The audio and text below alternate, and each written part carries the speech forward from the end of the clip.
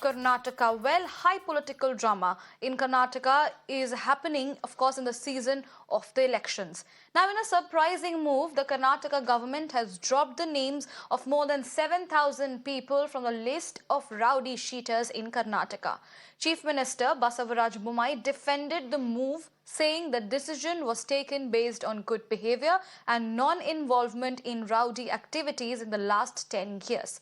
Meanwhile, the opposition, though, was quick to jump it as they slammed the BJP for shielding goons. While Congress linked the move to the impending elections, former Bengaluru Commissioner and Aam Aadmi Party leader Bhaskar Rao called it a dangerous move that is ill-timed given how much people are specially meant to be under police radar during the election season. No, those are the cases while certain festivals, certain these things, they are not the regular criminal cases. And those were put under this section just to control those times, and some of them were all political motivated. And they've been visiting police stations for several years. So we can't keep such a large cases pending where there is no serious evidence and other things. They should either have been settled or they should have concluded that, which they have not done. That's why within the rights we have done it. The Karnataka government has dropped over 7,000 names of Rowdy Sheeters from the Rowdy Sheeters list in an election year.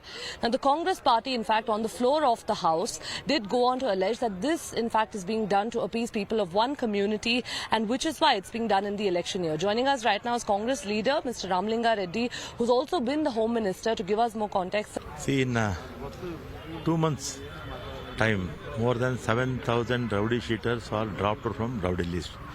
In 4 years in BJP government regime, they have dropped more than 20,000 Rowdy Sheeters from the Rowdy sheet. In the public interest or in the interest of law and order, this is not good. Even earlier also, government used to, not a police officer used to drop Rowdy Sheeters, but not like this. If a Rowdy Sheeter, if we don't involved in any cases for 10 to 15 years, they used to drop, but not this type mass dropping. This is very unfortunate. Most probably government or their party may think they can use for elections. The last 2-3 months back, majority of the rowdies, they joined BJP party and wearing saffron shawls. Directly they were in public field. I will give you an apolitical opinion despite being a politician. This is a politically driven move which is disastrous for maintenance of law and order. First of all, when someone enters the rowdy list, it is done on the basis of a writing case or an attempt to murder case or a trespass case or causing hurt, etc., etc. Now, removing 7,000 people from this list who are rowdy sheeted persons is a very dangerous move, and it is absolutely ill-timed.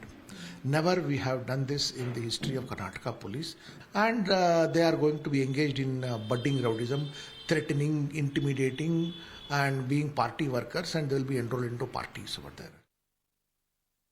Well, yes, it was yesterday on the floor of the House that the Karnataka Home Minister, in fact, went on to make a mention of this and said that about 7,000 plus names of Rowdy Sheeters have been dropped from the list. Now, this is important here because, this has to be, again, viewed with the political prism, merely because it's the state of Karnataka right now that's going into elections.